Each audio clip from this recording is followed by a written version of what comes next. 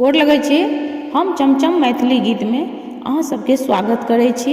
तऽ आइ एगो हम सामा के गीत कहै छी। ई गीत अहाँ सब जरूर सुनब, देखब, और यदि नीक लागे तो हमर चैनल के सब्सक्राइब, वीडियो के लाइक जरूर कर देबै।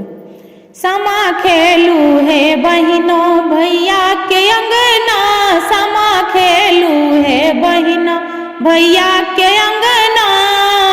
नवीन भैया जेता अटना पटना, विपिन भैया जेता शहर पटना। सामा खेलू हे बहिना भैया के अंगना, सूरज भैया अनता आलड़ी झालड़ी, मुकुंद भैया अनता हाथक कंगना। सामा खेलू हे बहिना भैया के अंगना, मीनू बहनो पहिरत आलड़ी झालड़ी, गुड़िया बहनो पहिरत हाथक कंगना। सामा खेलू हे बहिना भैया के अंगना, सामा खेलू हे बहिना भैया के अंगना। सौरभ भैया जेता बेटी रे सहरसा, केशव भैया जेता शहर पटना।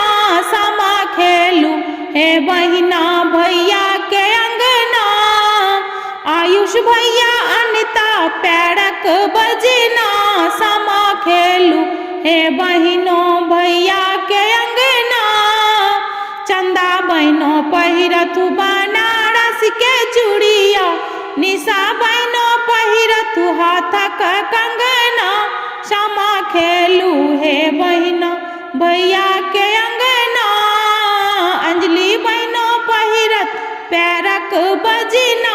सामा खेलू हे बहिनो भैया के अंगना, जीवतु जागत इहो सब भैया, बहिन के पुरिहानु मन आसना। सामा खेलू हे बहिनो भैया के अंगना।